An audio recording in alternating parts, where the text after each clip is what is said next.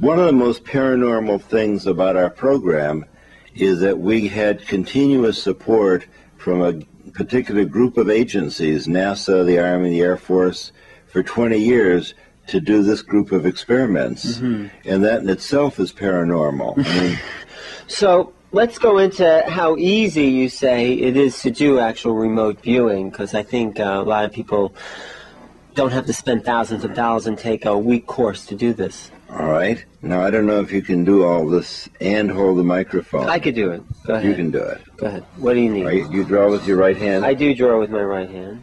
Okay, and give you a pen. Okay. And the way this works is that I have an object that I've brought here for you that you've never seen. It's an interesting, unusual object that I have in my pocket. So what do I What do? you want to do is close your eyes and describe the fragmentary pictures that come to view. What surprising thing pops into mind? Usually the first impressions are golden. That is, it's as though you've reached out and you've just dipped into the psychic signal. It doesn't make any sense.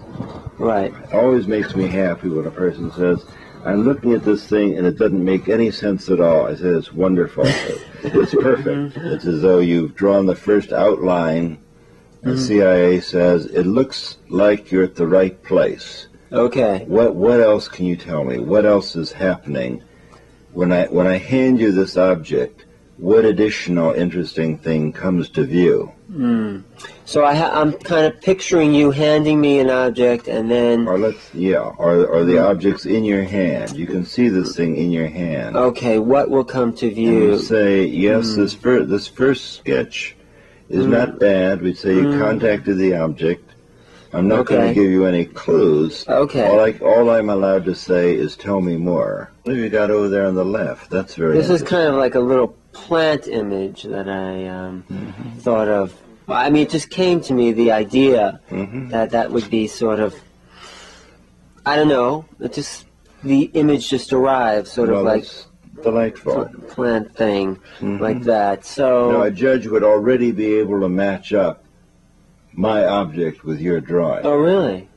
So if you said, I've got to go now, that's all I have, and I pulled out 6 possible objects from the closet along with my object, a judge would already be able to match. And I realize that you're struggling all the way, that as you say, this isn't it, this reminds me of something, this isn't it, but you've already described my object. I have? Isn't that interesting? It is to me. Okay. Would you like to see what I've got? Yes, I would. So you didn't have to pay me thousands of dollars for remote viewing training. And here's what I have for you. Oh my God! Yeah, it does. Yeah, it's almost like that. Well, you know, also, Russell, you are a very strong sender. I mean, I really got an impression. So I mean, you have a certain development, because I've done some of this work before. So I really feel you put out a powerful signal. So I think it indicates that we all have this ability, and we just have to learn what the psychic signal looks like. We sort of created an industry. Yeah. That is, at SRI, we trained 6 remote viewers that we had carefully chosen from the Fort Meade group. Who was that? Hal Puthoff and I chose 6 people, one of whom was Joe McMonagle, Right. and there are a number of others who have surfaced to greater or lesser degrees. Joe has written books about his experiences, so I'm comfortable talking about Joe.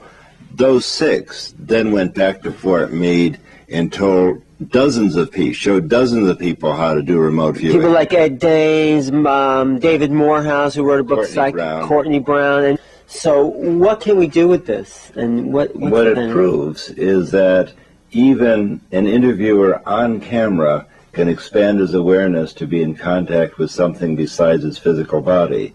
So it shows that there's more to us than just being a physical body. We inhabit physical bodies, no doubt, and it's wise to take care of them, but there is more to us and more to our awareness and more experiences available to us than you would think if you just think that you're made of meat and potatoes. And that kind of expanded awareness can lead you to learn to quiet your mind, reside in the loving space that the mystics have taught about for thousands of years, And that space is available without having to believe anything silly. It's a gift that's available to expanded awareness.